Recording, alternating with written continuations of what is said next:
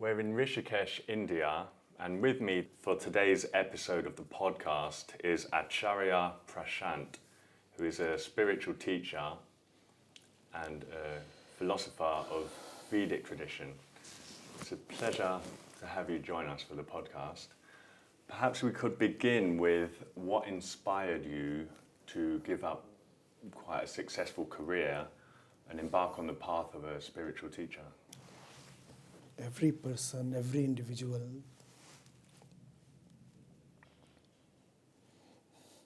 does what he deems to be of importance.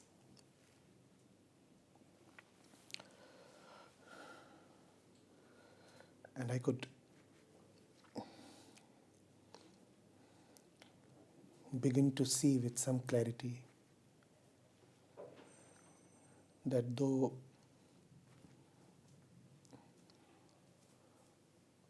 all the tasks that are commonly performed in the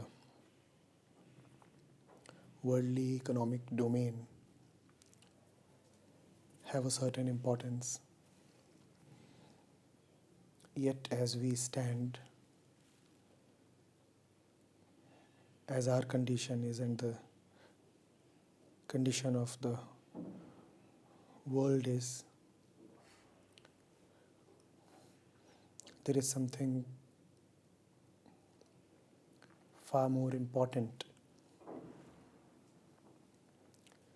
that needs to be taken up as work.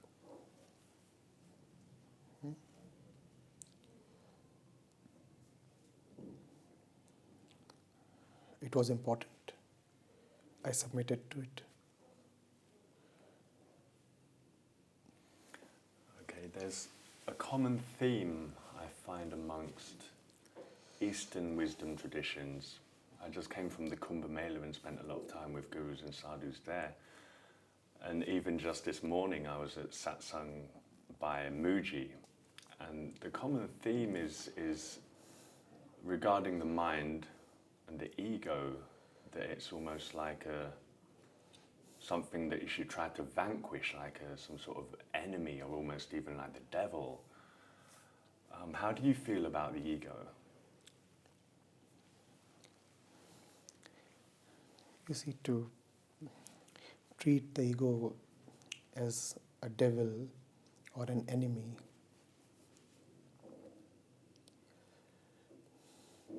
is to become a self-hater. The ego is who we are. Directly, factually. The ego is our sense of I-ness, the very sense of the self.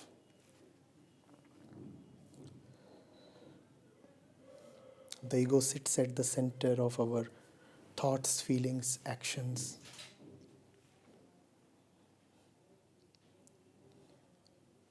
Even the involuntary bodily physical functions like breathing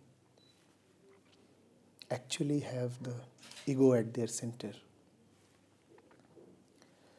The aim of spirituality is not to annihilate or vanquish or kill the ego. It is to provide that to the ego for the sake of which the ego actually exists.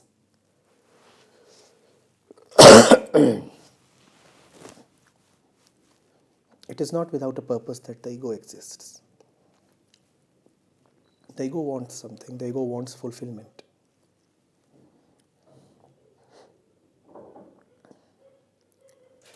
Spirituality seeks to provide fulfillment to the ego, completion to the ego, relief to the ego.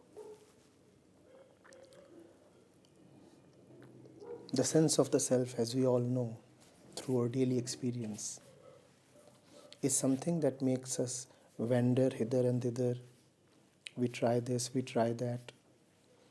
And the one objective that we have is peace. We want to come to a point where we are not feeling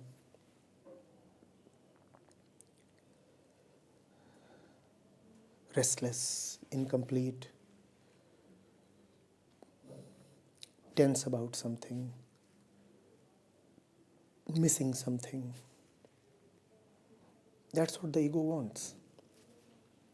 And if that is what the ego wants, how can the ego be evil?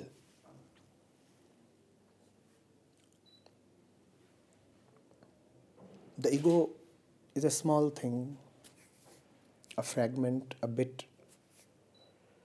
apart, that wants to be total. Now, is this a mark of the evil? The ego is aiming at totality all the time. You could even say the ego loves the total, the absolute. The ego loves fulfillment. It might not be wise enough to exactly and immediately know the route to take to fulfillment. But nevertheless, every single activity that any person ever undertakes is ostensibly chosen to give fulfillment to him or her. So the ego is a lover of fulfillment. In the language of religion, you would say ego is a lover of God, because God is another name for the absolute, the total. Ego loves fulfillment, ego loves totality, ego loves God. Now, would we want to kill a God lover?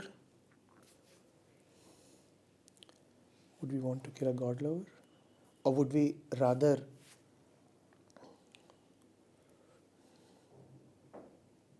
help her? She has a certain purpose, she has a certain desire.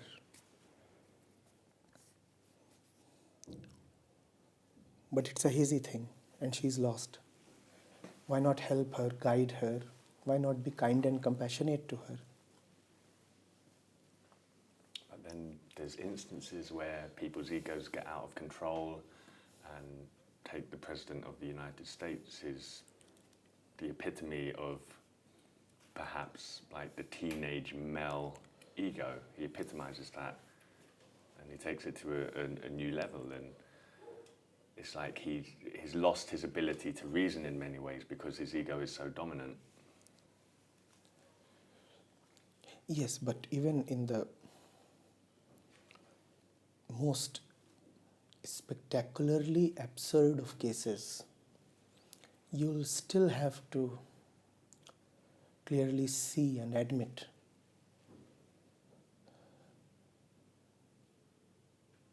that the ego is saying, I want good to happen. If you ask even a so-called monster from any age, any place, living, dead, actual, mythical, what do you want? He will say, I want good. He will say, I am doing that which is right. Even if he concedes that he is doing wrong, he would still say, wrong is right, and therefore I am entering the wrong.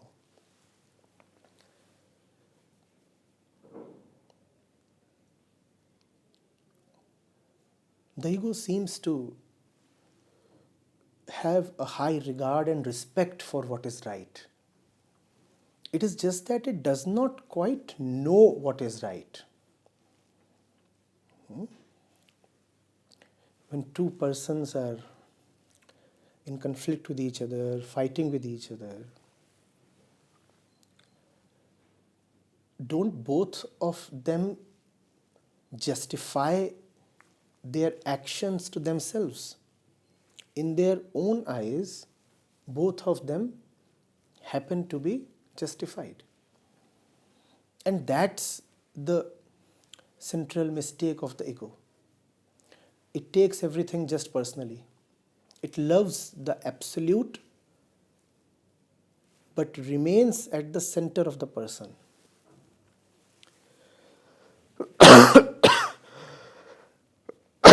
Perhaps we can move on to a slightly different subject now. Now, in the delivery you gave 2 days ago, you mentioned spirituality transcends science because it takes into account both objective and subjective. Now, some scientists believe that eventually science will be able to understand absolutely everything through the scientific method, and then there's those that believe certain things will forever remain a mystery, such as consciousness, the true nature of reality. Perhaps you can elaborate on how spirituality transcends science. So scientists are saying one day science will be able to understand everything. And why does the mind want to understand everything?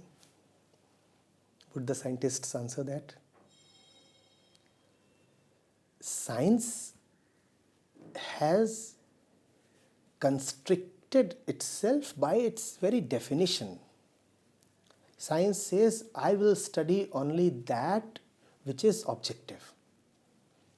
Science says, I'm in the field of definitions. And what is it to define something? It is to make it finite. So science is only for stuff that is available to be examined. And what does science say? Science says, I will examine stuff. And stuff does exist. It exists and is available to be examined. I'll examine it. How exactly do you know that something does exist? How exactly do you know that something does exist? Science says something exists because it is perceivable. So the object of perception is truth. Truth in the sense that it has existence beyond doubt. The object of perception is existent because the perceiver is certifying so. So ultimately, on whose word is science proceeding? The word of the perceiver. Science is saying, I want to study what this fan is about, what that star is about, what the air is about, what the waves are about, what atoms are about, what quarks are about, what strings are about, what rivers are about. How do you know any of those things exist? How do you know the universe exists? Science says the universe exists because man says so. Does not man perceive the universe? Does not man see the universe? So man is the proof that universe does exist. And how do you know that man's perception itself is real? To that question, science goes totally mum. Science does not want to take up that question. That question is beyond the purview of science. So I said science has limited itself by its very definition. Science does not want to look at the subject. Science says, I will limit myself to examining only the objects. And who is the examiner of the object? To that question, science has no answer. Not only does it have no answer, it even has no curiosity. Science does not want to enter into the perceiver. And it is a very strange thing. Can there be the perceived universe without the perceiver? No. But science says, I want to look at only one end of the duality. The perceived end. The perceiver is not to be touched. And why is the perceiver not to be touched? Let's go a little into it. The perceiver is not to be touched because that is dangerous. The perceiver is the ego. And if you want to touch the perceiver, you will have to go into the ego. And the ego is mighty scared of going into itself. So science will never go into itself. That's where spirituality transcends science. I repeat what I said a couple of days back to you. By no desire or design does spirituality intend to violate science. Science is a little thing. Spirituality admits science, respects science, and goes far beyond science. Therefore, those strains of spirituality that seem to be in violation of science are to be very strictly examined. Never would you find the spiritual process to be in violation of scientific findings or even the method of science. It's just that the domain of spirituality is far wider.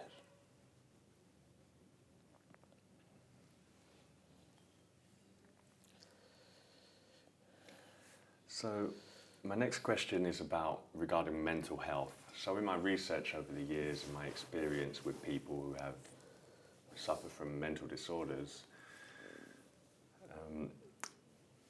it appears that psychedelic drugs have come to the forefront in neuroscience to understand how the brain works, and psychology and psychiatry, and they've proven to be very effective where virtually all other methods have failed in people with extreme trauma, such as PTSD and childhood abuse.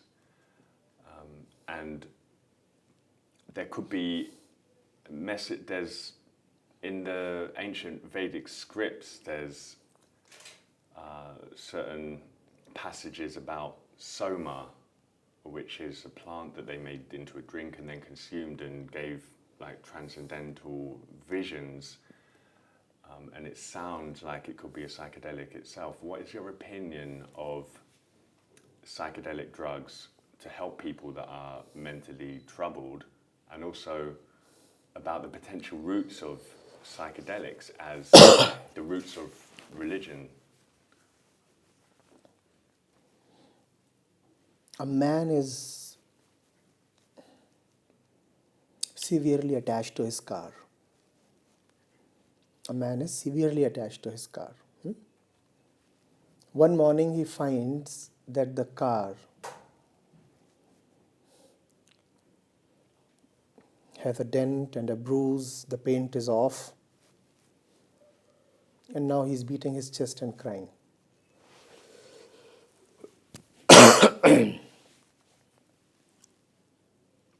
He's almost feeling as if his right hand has been cut and wounded and fractured. So you take the car to the workshop, get the dent removed, get the spot painted, and the car comes back, and the man is happy again, happy and attached. That's how drugs help.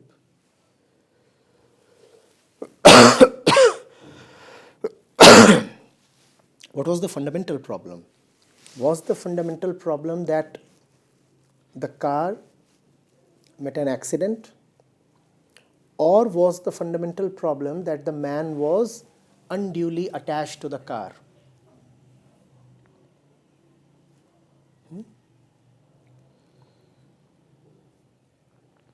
There are things that keep happening in the brain. Spirituality is not really about regulating the brain.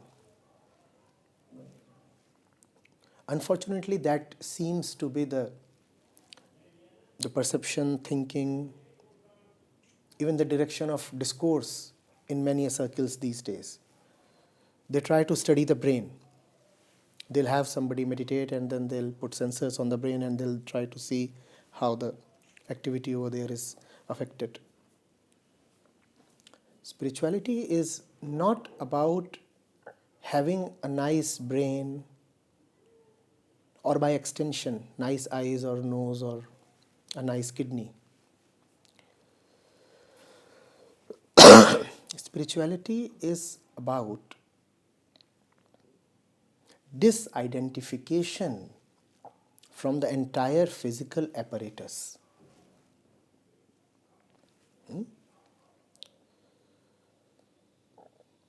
We remain in a state of identification and attachment with this,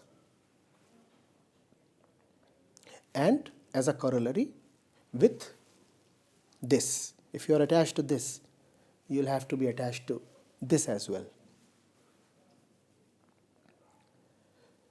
Spirituality is to see that this system knows how to take care of itself.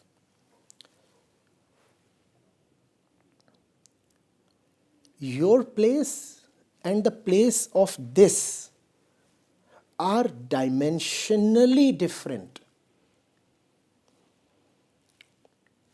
This knows how to take care of itself. How? It has all the necessary faculties. There is nothing in physical nature, in Prakriti, that is born and does not know how to take care of itself. Fungus, algae, little rats, mighty whales, trees, grass, all know how to take care of themselves. This system also knows how to take care of itself. It has the power to locomote.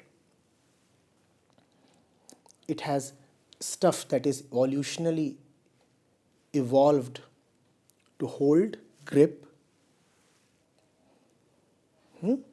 and best of all, it has a biologically evolved brain. The brain will take care of itself. What else is the function of the brain? The function of the brain is to further its own interests, the interests of the organism. No? That is what is the function of the brain in any organism. So the human brain also knows how to take care of itself. It has memory, it has intellect, it has experience, it can analyze, it can integrate.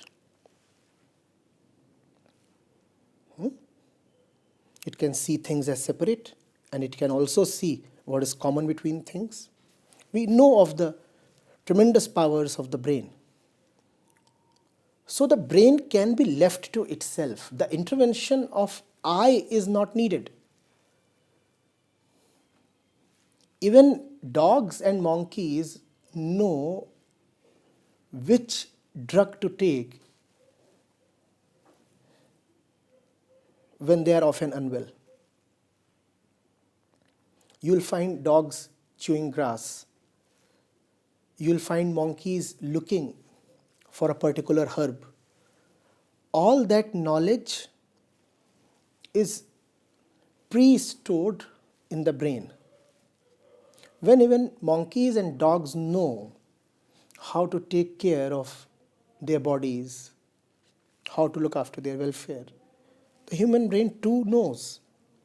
So the function of worldly and physical upkeep can be peacefully left to the organism itself. Who will take care of the organism? The organism itself will take care of the organism. Who will take care of the body? The body will take care of the body. I am somewhere else. I belong somewhere else. My place is somewhere else. That is a different dimension. I am not to interfere And if I interfere, that is suffering. Spirituality is to realize this. The suffering of the brain must remain the suffering of the brain. The suffering of the face must remain the suffering of the face. It must not become my suffering. I cannot get attached to the body because I and the body are immiscible. I and the body are two different genres. Now, what happens when you take psychedelics? Go back to the man who was weeping because his car had been dented. You are still attached to the body, you are still identifying with the brain, and then you are taking some chemical, you are taking in some chemical that would regulate or subdue mental activity for a while. But the basic fault still remains. What was the basic fault in the case of that man? His attachment with the car. Your attachment to the body too still remains. Spirituality is to proceed being yourself irrespective of how the brain is feeling about it. And that is dharma. It does not matter what my thoughts, feelings, physical, social or economic conditions are. I will do the right thing. The body might resist it. The old primordial conditioning might resist it. But I would still do the right thing. I would not wait to get the consent of this and this and this. I know who I am. I for sure know I am not all this. I think the problem lies in the fact that people who have experienced extreme trauma, they don't feel themselves much of the time. And it's so deep-seated within them, the trauma, that it plays on their mind continuously. And everyday life triggers that to resurface. And they get into states of panic and depression, anxiety, suicidal ideation. And they're like, why can't I go back to being who I was? Yes, but then you can get your car dented and painted, and still you would never be secure and peaceful because the car, by virtue of being vulnerable, would stand as a continuous threat to your inner peace. Just as the car has been hit one day, it can be hit any other day. How would you relax? But yes, practically, if you indeed are body identified and the body is paining, and due to the identification, the body's pain has become your pain, do take a few pills. That would give you instant relief. But even as you take the pills, you must be absolutely clear that the pills are merely a stop-gap relief. The pills cannot be the final solution. The pills are just painkillers.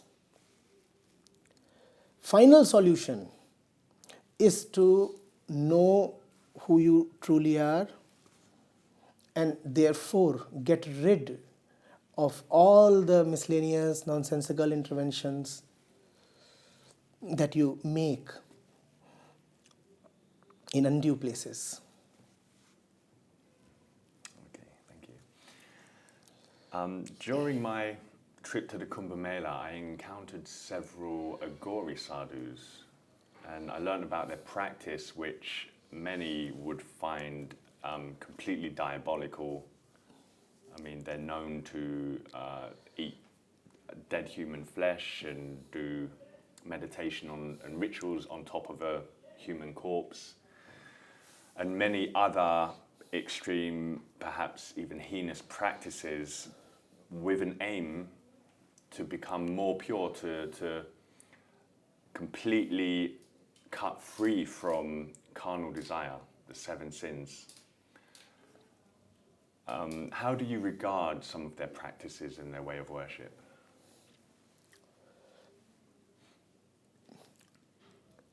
done wisely and undertaken, if in their true spirit, those practices are useful. It's not without reason that those practices came into being.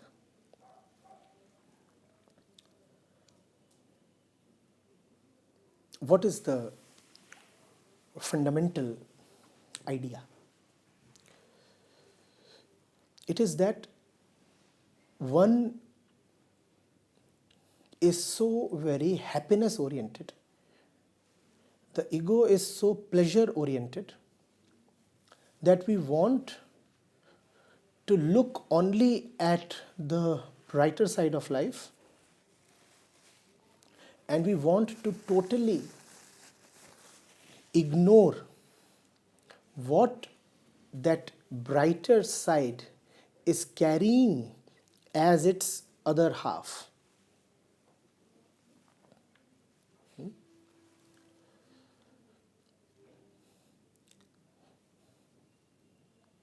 So the way of the Aghori is remarkable. He says, I will purposefully look at and be intimate to all that which is rejected by the ego. The ego is a pleasure seeker. The ego wants to talk of life and its celebrations and beauties and fragrances. The Aghori says the ego wants to forget death, and I'll keep reminding the ego of death. And he reminds the ego of death in the most ruthless way possible, as you said. He would meditate in front of a corpse. Similarly, all the stuff that a normal person usually finds repugnant, rubbish, excreta, rotten flesh, the Aghori purposefully goes close to it. And he says, looking at all that which we call as abominable and disgusting, I come to see who we truly are. This flesh that we so much worship today becomes abhorrent to even look at the day the body expires. Where is all the rubbish coming from? Is all material rubbish not a product of civilization? But we are so fond of civilization, and we are so appalled by rubbish. The Aghori chooses the way of constantly reminding the ego that it is purblind, constantly reminding the ego that it deliberately tries to ignore one side of the dualistic reality. That way is obviously not for everyone. The way of the Aghori is only for those who have a suitable temperament. It is for very few people. But yes, all of us have something to learn from there.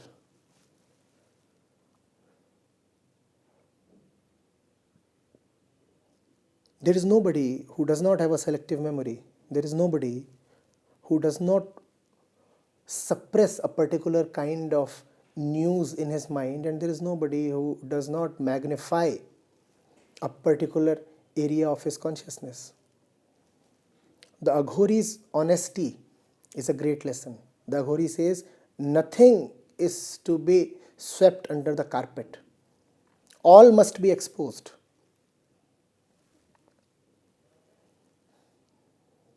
The way of the Aghori is especially useful for those who are lovers of cleanliness and pleasure and daintiness and happiness.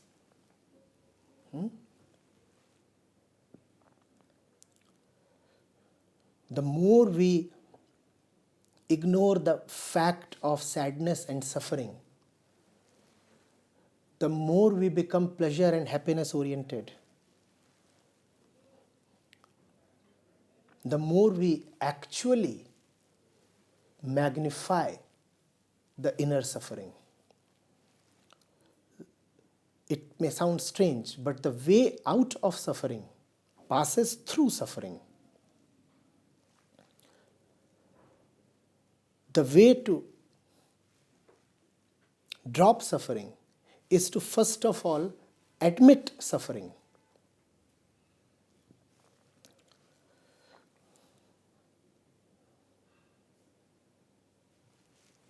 Perhaps on that note, you could briefly comment about the life of a sadhu who renounces possessions and family, and often they'll leave young children behind to start on the path as a sadhu, a truth seeker. Some people might interpret this as the easy route, giving up on family, but many people, particularly in India, see that as the more difficult route to relinquish all worldly possessions. And in your mind, does it allow one to attain a higher level of spiritual awareness? It totally depends on what your intentions are.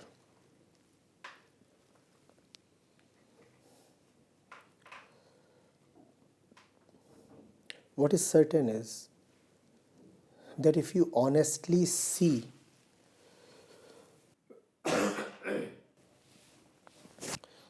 that you are suffering and stuck,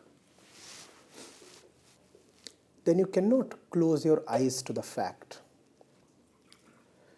Something needs to happen, something needs to change, both within and without. When I first came to this place, this very room was occupied by a family of 6. Then I was in the neighboring room.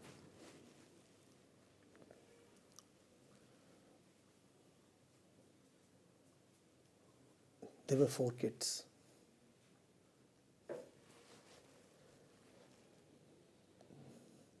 The eldest was hardly 6 or 7.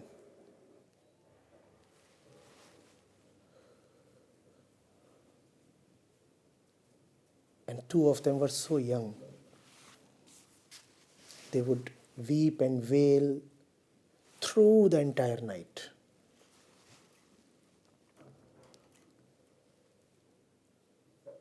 And I would be in the neighboring room, wondering, how are the other 4 managing? How will you live?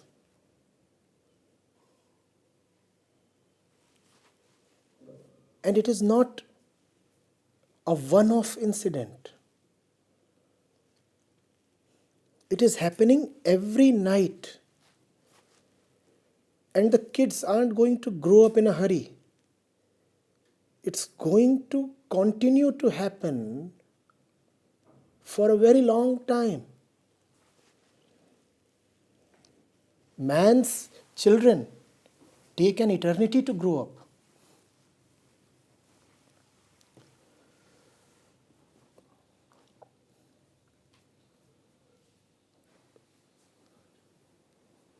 And that's the situation of mankind in general.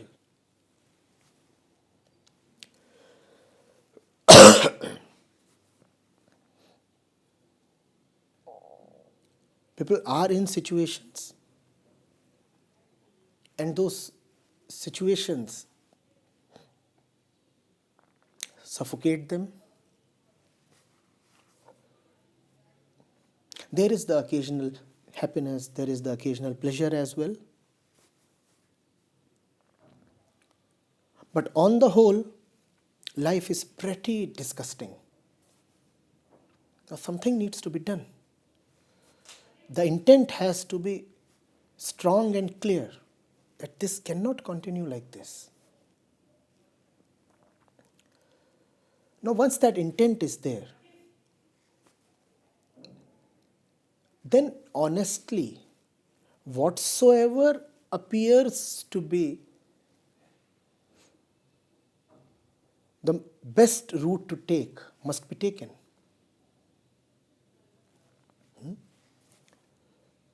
But the intention has to be of freedom. One is being dishonest if one decides to walk away from one trap just to enter another trap. That's what an escapist does. The escapist never really escapes away because his intention is to just save his skin for a while. So the escapist leaves one trap and enters another one. So he might quit the family and, as you said, become a sadhu. But even that would not relieve him. It might relieve the family though. But he would still be in the same pathetic situation as always. Quitting the family is not always needed. What is always needed is the firm determination to not to let life go wasted.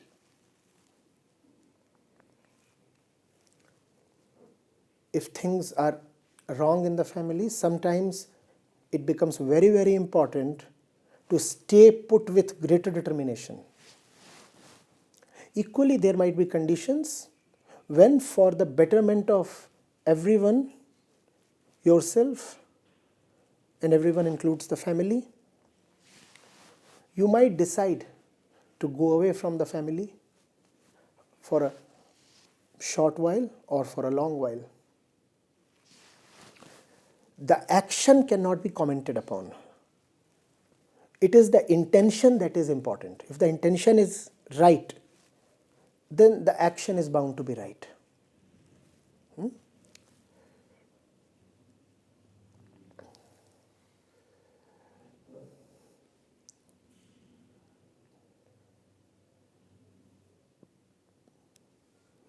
Merely going away from the family is no guarantor of welfare of the self or the family. At the same time, loyally sticking to the family is again no guarantor that your presence with the family and in the house is doing any good to the family or the house. One may say, I want to uphold my responsibilities, I do not want to be an escapist, I want to be with the family, I want to deliver all the household duties. But sometimes it is possible that by being present in the house with the family, one is causing further deterioration of the environment there. So all kinds of actions are possible. I said actions can be many. The intention has to be strong and honest. Life is precious. It cannot be squandered away in petty affairs. Okay, perhaps one final question before we tie it up. So, in the discourse a few days ago, there was mention about thoughts, and they come constantly, a constant torrent of thoughts coming, but if you can be the witness to the thoughts, and they only have power when you have belief associated with the thoughts. Perhaps you can comment on the power of belief and how it's integral to a healthy mind and body.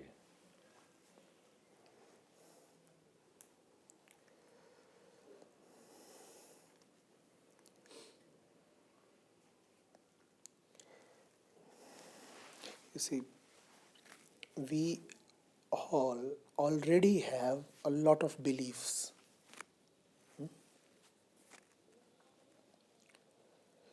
And those beliefs certainly have an effect and influence on life. So the process is already on. The input, the process, and the output are all already there, available to be investigated. Why not first see how our existing beliefs are serving us? Whether actually. And once one has seen from where do beliefs come, how do they become internalized, then how do they dominate the entire mental process, and then what do they result into, then it becomes easier to look at beliefs, keep them, discard them, at least not be captivated by them.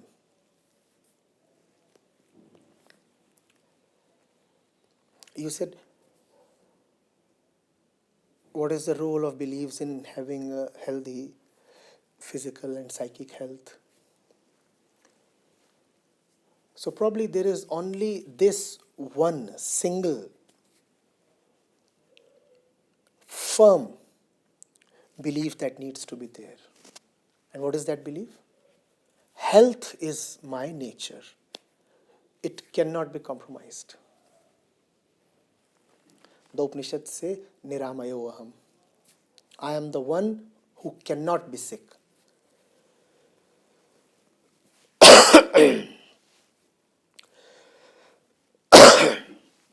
All sickness is to be taken as alien.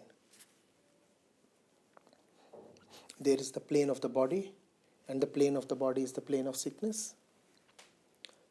My plane is different. I am planeless. Niramayoham. And when belief is so singular, concentrated, and strong, utterly single-pointed, then it is called faith. Health is my nature, and I will believe in nothing else then, because I have just one belief. What is that belief? Health is my nature, I am health. And now, if there are multiple and miscellaneous beliefs that are contributing sickness to me, what will I do with those beliefs? I'll push them aside.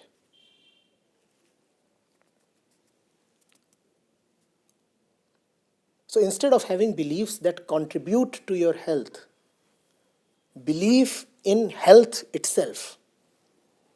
And when you believe in nothing but health itself, that will help you simply reject all other needless beliefs. It's a very interesting way of looking at it. Thank you very much for your time. It's been an absolute pleasure. Thank you.